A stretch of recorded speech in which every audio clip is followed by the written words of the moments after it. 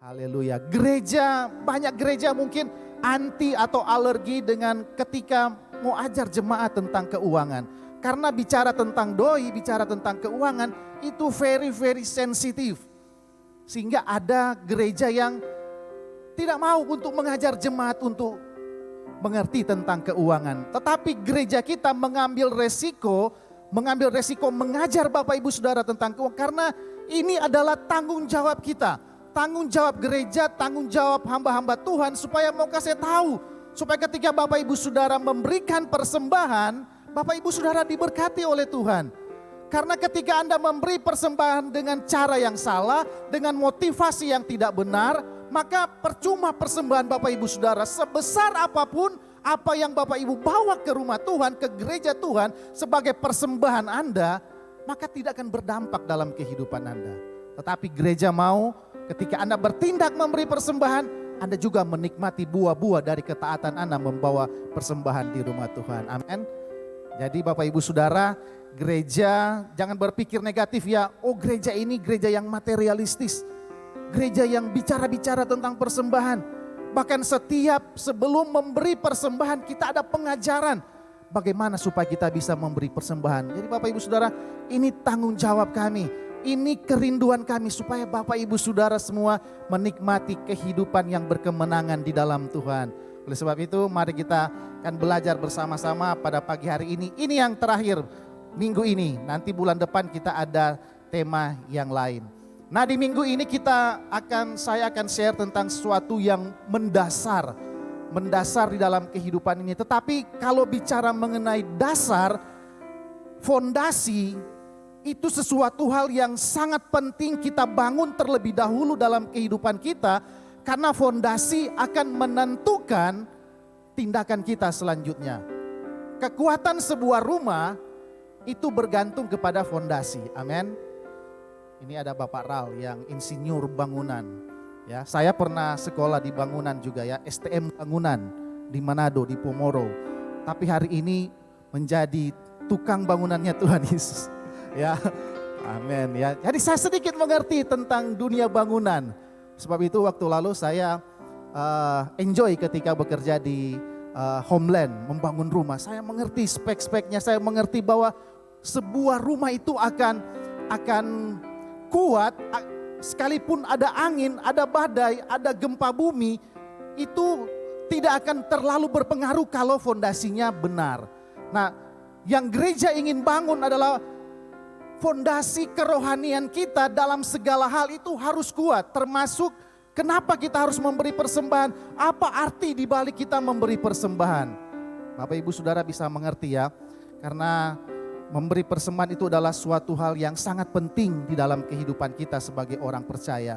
Nah, tema khotbah saya adalah arti atau makna di balik kita memberi persembahan. Arti atau makna yang sesungguhnya di balik kita memberikan persembahan. Nah Bapak Ibu Saudara, hari ini setuju atau tidak setuju kita berada di situasi di mana perkembangan teknologi dunia kita itu semakin canggih. Ya, semakin canggih. HP kita semakin canggih, TV kita semakin canggih, mobil semakin canggih. Dunia ini semakin canggih karena perkembangan teknologi yang begitu pesat. Tetapi di balik perkembangan dunia yang begitu pesat ada dampak-dampak negatifnya. Nah, salah satu dampak negatif dari perkembangan dunia yang begitu pesat adalah yang namanya individualistis. Individualistis ya individual sendiri, artinya tindakan yang mementingkan diri sendiri hanya untuk diri sendiri, untuk pribadi dan golongannya sendiri itu banyak sekali hari-hari ini bermunculan. Karena salah satu dampak dari perkembangan teknologi. Orang lebih memikirkan diri sendiri, orang hanya lebih memikirkan keluarganya sendiri. Sehingga mengabaikan orang-orang yang ada di sekitar, sehingga mengabaikan kebutuhan-kebutuhan lain yang ada di luar sana. Nah Bapak Ibu Saudara, ini menjadi tantangan bagi umat Tuhan hari ini. Karena individualistis itu akan mempengaruhi juga semangat kita untuk memberi bagi pekerjaan pelayanan Tuhan. Spirit individualistis, spirit yang egoisme, spirit yang hanya mementingkan diri sendiri, hari ini menguasai banyak orang, bahkan sampai ke gereja-gereja, sampai kepada umat Tuhan, sampai kepada orang percaya. Sehingga ada orang yang karena spirit ini berkembang begitu pesat, ada orang yang sulit sekali untuk memberi bagi Tuhan, memberi untuk pekerjaan pelayanan Tuhan. Sangat-sangat sulit. Apalagi dengan begitu banyaknya kebutuhan hari-hari ini, kebutuhan pribadi, kebutuhan keluarga, tagihan di mana-mana, harus cicilan harus dibayar, kebutuhan pokok, kebutuhan anak, kebutuhan sekolah, begitu banyak kebutuhan dalam kehidupan ini. Ini memaksa kita untuk, Tuhan boleh stoknya nak kasih Kang, boleh stok kita nak kasih persembahan, boleh stok kita mau tunda memberi persepuluhan, boleh stok Tuhan kita untuk memberi bagi pekerjaan Tuhan. Tuhan, saya kan masih kekurangan. Tuhan, saya kan masih membutuhkan banyak hal yang harus saya penuhi dalam kehidupan ini. Mungkin Tuhan boleh kok ditunda.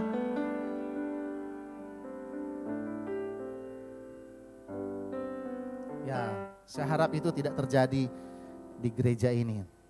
Ya. Karena memberi persembahan itu adalah salah satu ajaran utama di dalam kekristenan. Salah satu ajaran utama dalam kekristenan, kalau orang belajar Alkitab perjanjian lama, perjanjian baru, itu mengajarkan tentang yang namanya memberikan persembahan. Bahkan orang dari kecil, kalau orang dari sekolah minggu, itu kita diajarkan memberi persembahan. Sejak lama, sejak dari kecil kita memberikan persembahan. Bahkan agama-agama lain pun itu diajarkan untuk memberikan persembahan. Tapi pernahkah Bapak Ibu Saudara bertanya dalam diri kita, apa sebenarnya arti dari saya membawa persembahan di gereja? Apa makna yang sesungguhnya ketika saya membawa persembahan misi, persembahan persepuluhan, ketika kita membawa persembahan yang lain-lain di rumah Tuhan, first fruit dan sebagainya. Apa sebenarnya artinya yang sebenarnya di dalam kehidupan ini? Nah, Bapak Ibu Saudara, camkan ini. Dengan kita mengetahui dan memahami arti atau makna di balik memberikan persembahan, maka itu akan mendorong kita untuk memberikan persembahan yang terbaik buat Tuhan. Itu akan mendorong kita untuk memberikan persembahan dengan sukacita, dengan sukarela, tanpa ada paksaan. Bahkan kita senang untuk memberikan persembahan. Bahkan kalau ada kesempatan untuk menabur bagi pekerjaan Tuhan, kita yang akan lebih duluan, pastor saya yang membantu, pastor saya yang membantu. Kalau Anda memahami dengan benar arti atau makna di balik memberikan persembahan itu. Karena pemahaman yang benar itu akan melahirkan tindakan yang benar. Dan tindakan yang benar akan berpengaruh dalam berkat-berkat yang Bapak Ibu Saudara akan nikmati dari setiap tindakan Bapak Ibu Saudara. Kan itu firman Tuhan yang sering kali kita dengar di 2 Korintus 9 ayat 7 dan 8. Tuhan mau kita memberi bukan karena terpaksa. Tuhan mau kita membawa segala persembahan kita bukan karena dengan ada intimidasi, bukan karena kita membawa persembahan itu, bukan karena kita hanya mau taat kepada aturan, tetapi Tuhan mau kita membawa persembahan kita dengan sukacita, dengan sukarela di hadapan Tuhan. Nah, hal ini hanya bisa terjadi kalau kita tahu arti yang sesungguhnya dari memberikan persembahan. Pertanyaannya, apa makna sebenarnya dari memberikan persembahan ini? Apa sebenarnya arti dari kita membawa persembahan di rumah Tuhan? Nah, ada 3 makna yang harus kita ketahui yang berkaitan dengan memberi persembahan. Harapannya ketika kita mengetahui arti dari kita memberikan persembahan, kita akan memberikan persembahan dengan sukacita di hadapan Tuhan. Kita akan membawa persembahan dengan sukarela tanpa paksa. Kita akan membawa yang terbaik buat Tuhan. Kalau kita memahami arti yang sesungguhnya dari kita membawa persembahan. Nah, yang pertama, makna yang pertama yang saya mau share kepada kita bahwa persembahan Anda ketika kita membawa persembahan itu adalah ucapan syukur, terima kasih atas keselamatan, atas kebaikan Tuhan yang Tuhan nyatakan di dalam kehidupan kita. Jadi ini camkan, ini very mendasar, sangat mendasar dalam kehidupan kita. Bahwa ketika Anda membawa persembahan Anda, bagaimanapun caranya, mau dengan amplop, mau dengan transfer dan sebagainya, pastikan persembahan yang Bapak, Ibu, Saudara bawa itu karena adalah ucapan syukur atau terima kasih atas keselamatan, kebaikan dari Tuhan yang engkau terima hari ini. Memberikan persembahan itu bukan supaya lagi Allah berkenan atas hidupmu. Tujuan utama kita memberi persembahan bukan lagi supaya Allah memberkatimu, Allah menyelamatkanmu, bukan seperti itu. Bukan supaya kita menikmati kebaikan demi kebaikan, tetapi yang pertama yang harus kita pahami, kita membawa sesuatu kepada Tuhan, di hadapan Tuhan, itu adalah respon dirimu atas segala kebaikan yang telah engkau terima. Itu adalah respon dari hatimu bahwa engkau telah menerima yang besar, yang banyak, yang hebat, yang luar biasa daripada Tuhan, sehingga engkau membawa persembahanmu di hadapan Tuhan. Bukan supaya supaya diselamatkan Tuhan. Kita mau bawa persembahan supaya engkau berkenan atas hidup saya. Tuhan, saya mau bawa persembahan saya supaya engkau menyelamatkan kehidupan saya. Bukan seperti itu konsep kita memberi persembahan. Tapi engkau datang membawa menabur bagi pekerjaan Tuhan. Karena engkau telah terlebih dulu menikmati kebaikan Tuhan di dalam kehidupanmu. Nah, kita pelajari persembahan yang dibawa oleh Nuh. Semua tahu Bapak Nuh. Ya, dalam Kejadian 8, Bapak Ibu Saudara bisa buka Kejadian 8. Kita tahu apa yang terjadi sebelumnya dengan Nuh. Ya, Nuh diperintahkan untuk membuat bahtera karena Tuhan melihat kejahatan yang begitu besar di muka bumi ini. Dan Nuh melakukan perintah Tuhan itu dengan luar biasa. Singkat cerita akhirnya air bah datang, dan singkat cerita kemudian air bah surut. Dan ketika air bah surut, yang pertama dilakukan oleh Nuh, mari kita baca. Kejadian 8 ayat 20, firman Tuhan bilang begini. Lalu Nuh mendirikan mezbah bagi Tuhan. Dari segala binatang yang tidak haram dan dari segala burung yang tidak haram diambilnyalah beberapa ekor. Lalu ia mempersembahkan korban bakaran di atas mezbah itu. Nuh mempersembahkan korban bakaran. Nuh membuat mezbah, dia mengambil binatang-binatang yang terbaik, kemudian dia mempersembahkan korban buat Tuhan. Nah, kenapa Nuh mempersembahkan korban buat Tuhan? Karena Nuh telah mengalami yang namanya pemeliharaan Tuhan, keselamatan atas Nuh dan keluarganya. Mereka boleh nikmati, sehingga langkah pertama ketika mereka turun dari kapal, dari bahtera itu, Nuh buat mezbah. Dan Nuh membawa binatang-binatang yang terbaik, mempersembahkan korban bakaran, mempersembahkan yang terbaik kepada Tuhan, sebagai terima kasihnya kepada Tuhan, sebagai syukurnya kepada Tuhan atas pemeliharaan Tuhan di dalam kehidupanmu. Memberi persembahan berarti kita mengaku bahwa kita sudah menerima banyak dari Tuhan, sehingga kita bawa persembahan kita di rumah Tuhan. Persembahan itu adalah respon terhadap kasih dan berkat Allah yang begitu besar yang telah Dia nyatakan dalam kehidupan kita. Persembahan adalah respon karena berkat Allah, bukan sebagai syarat kita untuk lagi menerima keselamatan daripada Tuhan. Persembahan bukanlah stimulus untuk men-trigger, untuk merangsang Tuhan untuk memberkati Anda. Bukan seperti itu. Persembahan bukanlah upeti seperti upeti yang dituntut Allah. Tapi ini adalah bagian dari ucapan syukur kita kepada Tuhan. Terima kasih kita kepada Tuhan atas segala kebaikan Tuhan yang begitu besar dalam hidupmu.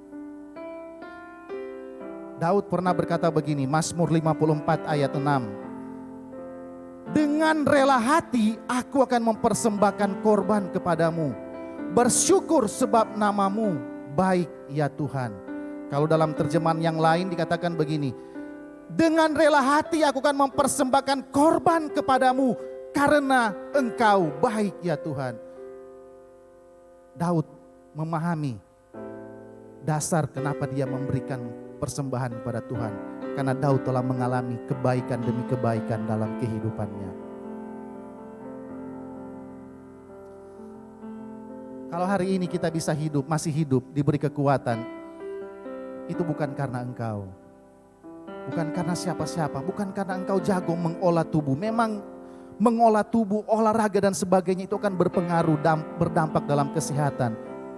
Tetapi firman Tuhan mengajarkan kalau engkau masih hidup sampai detik ini itu semua karena kebaikan Tuhan. Jangan pernah berpikir bahwa kalau kita ada kekuatan hari ini kita bisa sukses, kita bisa berhasil itu karena diri saya sendiri. Bukan. Tetapi kalau engkau bisa menikmati begitu banyak hal dalam hidup ini, percayalah itu semua karena kemurahan Tuhan. Kalau usahamu bisa bertahan sampai hari ini, kalau engkau bisa menikmati keberhasilan berkat-berkat dari usahamu, saya mau katakan itu adalah karena kebaikan Tuhan. Karena engkau sudah mengalami begitu banyak kebaikan Tuhan, apa yang dapat kita bawa kepada Tuhan? Apa yang dapat kita persembahkan kepada Tuhan? Kebaikan Tuhan yang terbesar adalah ketika dia mati di atas kayu salib. Ini kebaikan Tuhan yang sungguh luar biasa, yang tidak boleh kita lupakan, yang tidak boleh kita sepelekan. Sekalipun mungkin hari ini Anda berkata, pastor kita usaha lagi down, lagi menurun karena situasi sulit hari ini. Tuhan, kita mengalami banyak masalah, kita mengalami banyak pergumulan, kita sakit hari ini, kita mengalami situasi kondisi yang tidak mengenakan. Tetapi ingat, kebaikan Tuhan ketika dia menyerahkan nyawanya di atas kayu salib.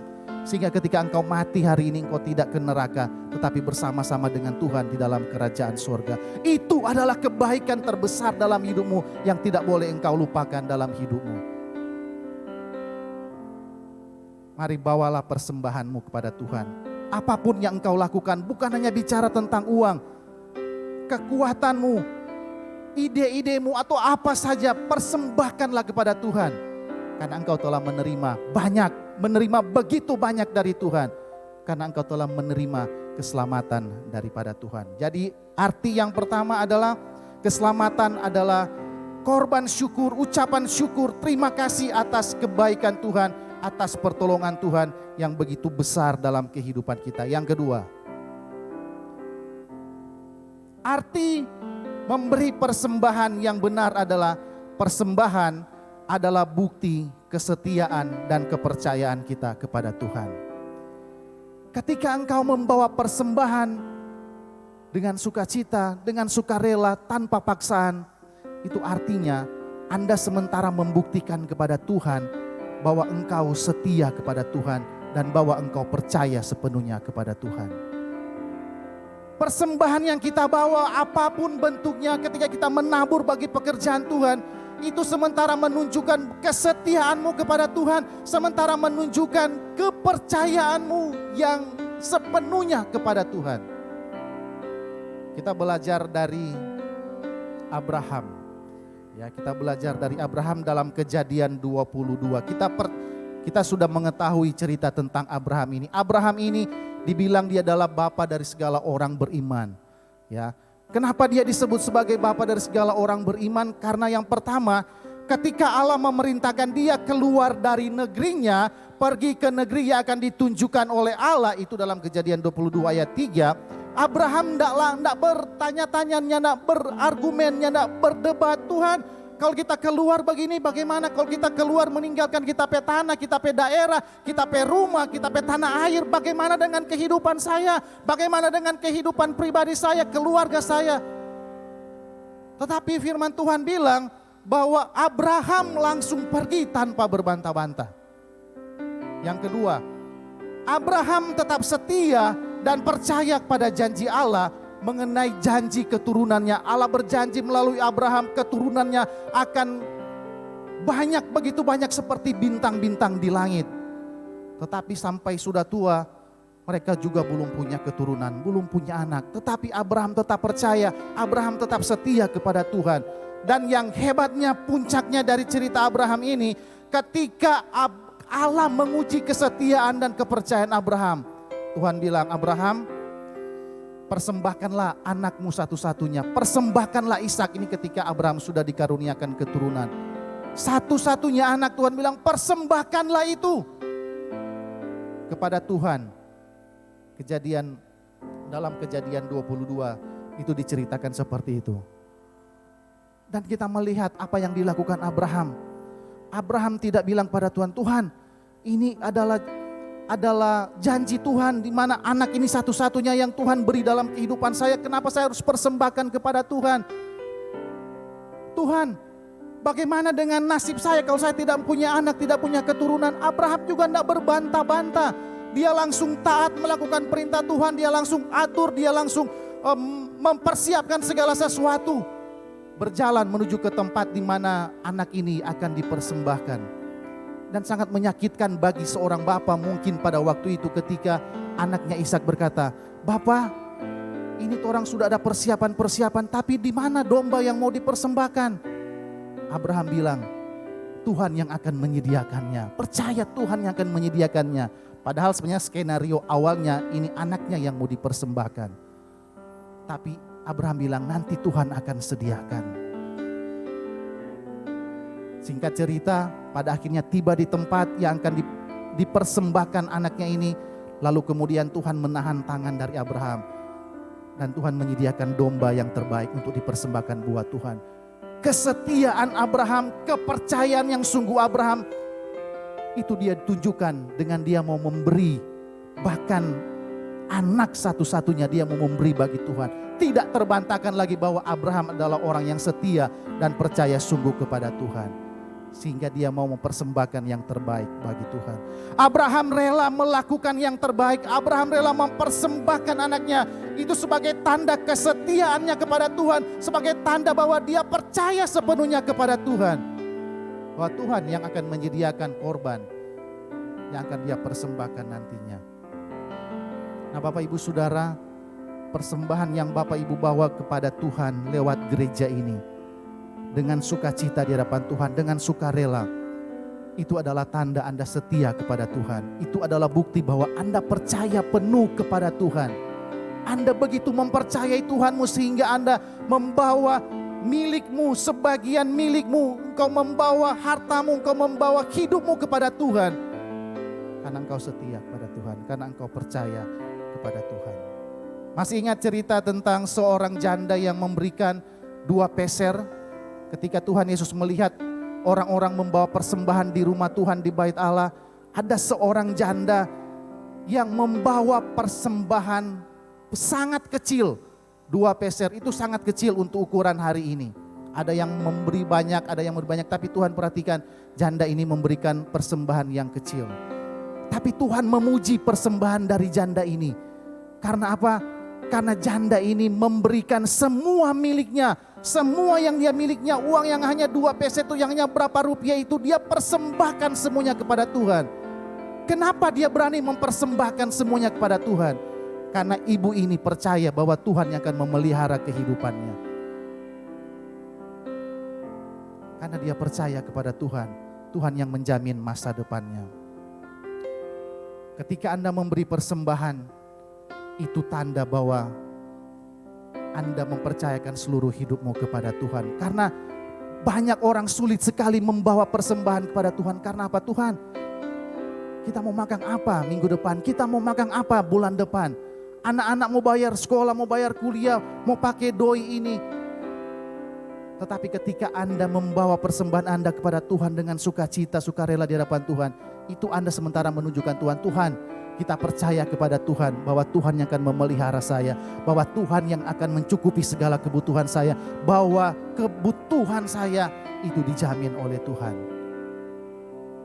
Persembahan Anda itu adalah tanda kesetiaan Anda kepada Tuhan, tanda kepercayaan Anda kepada Tuhan. Karena Anda percaya bahwa orang yang menabur dengan sukacita itu menikmati berkat Tuhan. Amin. Paulus berkata pada jemaat yang ada di Filipi, Allahku akan memenuhi apa? Segala keperluanmu menurut kekayaan dan kemuliaannya di dalam Kristus Yesus. Kalau lihat konteksnya ayat ini, Bapak Ibu Saudara, ayat ini bukan untuk semua orang loh. Ayat ini bukan untuk semua orang. Firman Tuhan bilang, Allahku akan memenuhi segala keperluanmu menurut kekayaan dan kemuliaannya. Ayat ini berada di konteks di mana Paulus sementara memuji kemurahan hati jemaat yang membantu dia di dalam pelayanan. Ketika dia membutuhkan, ada orang-orang, ada jemaat yang murah hati mengirimkan uang untuk keperluan dari Rasul Paulus yang ketika itu berada di penjara. Sehingga lahirlah ayat ini. Jadi ayat ini ingin mau bilang, jemaat yang ada di Filipi, engkau yang begitu murah hati membantu pekerjaan pelayanan Tuhan, yang membantu dengan apa yang bisa Anda bawa kepada Tuhan. Maka dibilang begini, Allahku akan memenuhi segala keperluanmu menurut kekayaan dan kemuliaannya di dalam Kristus Yesus. Ini janji buat setiap orang yang mau rela membawa sesuatu bagi Tuhan. Bawa di rumah Tuhan. Kita percaya bahwa Tuhan pasti memelihara kehidupan kita. Amin. Yang terakhir, yang ketiga, arti dari memberi persembahan. Memberikan persembahan yang ketiga adalah tanda bahwa engkau peduli dengan pekerjaan Tuhan. Memberi persembahan itu adalah tanda Anda peduli, begitu peduli dengan pekerjaan pelayanan Tuhan. Nah, ada suatu masa di mana Yesus melayani di muka bumi ini. Ada suatu waktu di mana Yesus melayani. Tetapi ada saatnya dia juga harus kembali kepada Bapa. Nah, ketika Yesus naik ke sorga, dia memberikan perintah kepada murid-muridnya pada waktu itu. Apa perintahnya? Di dalam Matius 28 ayat 19 sampai 20, firman Tuhan bilang, pergilah, jadikanlah semua bangsa muridku, baptislah dan ajarlah mereka melakukan segala sesuatu. Ini adalah perintah kepada murid-muridnya untuk meneruskan pekerjaan pelayanan di muka bumi ini. Kalau hari ini perintah itu datang kepada setiap orang percaya yang berada di gereja. Perintah ini bagi gereja Tuhan. Nah, pekerjaan pelayanan Tuhan itu membutuhkan biaya, membutuhkan dana. Tuhan Yesus dalam pelayanannya, ia ditopang oleh orang-orang yang murah hati. Ada ibu-ibu yang murah hati, yang kaya yang menopang pekerjaan pelayanan Yesus. Maria Magdalena, Yohana, siapa lagi yang ditulis dalam kitab Lukas. Orang perempuan-perempuan yang menopang dengan kekayaan mereka. Rasul Paulus ketika dia memberitakan Injil dari satu tempat ke tempat yang lain, dia ditopang oleh jemaat-jemaat yang murah hati. Mereka adalah orang-orang yang peduli dengan pekerjaan pelayanan Tuhan. Nah, hari ini, adakah kita begitu peduli dengan pekerjaan pelayanan Tuhan? Adakah kita peduli dengan usaha-usaha untuk penginjilan? Adakah kita peduli dengan usaha-usaha untuk memenangkan jiwa bagi Tuhan? Adakah kita peduli dengan usaha-usaha untuk memuridkan mereka menjadi murid Kristus? Dan itu tidak aja bayar dengan daun lemong.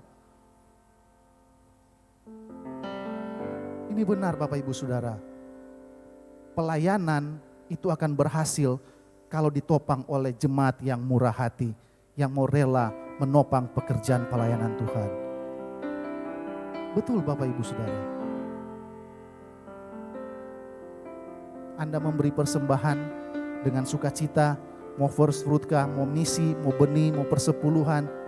Kalau Anda membawa ke rumah Tuhan, Anda antusias membawa persembahanmu di rumah Tuhan, itu menunjukkan bahwa Anda adalah orang-orang yang peduli dengan pekerjaan pelayanan Tuhan. Mungkin Anda tidak bisa ke mitra, saya yang ke mitra.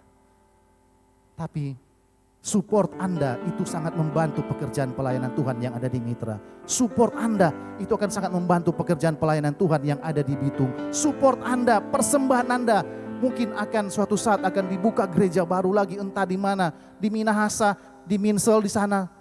Tapi itu semua membutuhkan support dari semua jemaat Tuhan yang murah hati. Amin. Tahun ini targetnya mitra itu sudah ada bangunan sendiri. Amin. Kalau Bapak Ibu Saudara berkunjung ke mitra, Bapak Ibu Saudara bisa melihat atmosfer di mana Tuhan bekerja dengan luar biasa di mitra sana. Begitu banyak tantangan, benar ada tantangan. Tetapi kami mau maju bagi Tuhan. Apapun tantangannya Tuhan pasti menyertai. Tahun ini sementara diusahakan ada tanah, lalu kemudian dibangun bangunan yang permanen supaya jemaat yang ada di sana. Karena kalau lihat jemaat di sana, orang hari ini sementara ibadah di rumah, dikasih pinjam. Ada orang yang murah hati pakai rumahnya, tetapi hari ini ada yang ibadah di ruang tamu, ada yang ibadah di teras, ada yang ibadah di halaman. Kalau hujan, kasihan yang di halaman. Kalau panas, aduh panas sekali di sana. Ya, jadi orang di Tomohon menikmati musim dingin, di sana menikmati musim panas. Tapi it's okay, bagi Tuhan tidak masalah. Ya. Tetapi adakah Bapak Ibu Saudara yang tergerak untuk membantu pekerjaan pelayanan Tuhan yang ada di Mitra? Salah satunya Bapak Ibu Saudara mensupport misi, karena uang misi, persembahan misi Bapak Ibu Saudara juga dipakai untuk penanaman gereja baru dari Metro Church. Ya, saya berterima kasih karena saya bisa ke sana. Ada uang bensin itu karena support dari Bapak Ibu Saudara, benar. Saya bisa di sana, anak-anak bisa menikmati makanan sehat, bisa menikmati hal-hal yang baik, mereka dapat tas dan sebagainya untuk pendidikan mereka. Itu karena siapa? Karena jemaat yang murah hati di sini. Saya bersyukur ada di gereja yang jemaatnya begitu murah hati menopang pekerjaan pelayanan Tuhan. Dan saya berdoa Bapak Ibu Saudara diberkati Tuhan. Amin.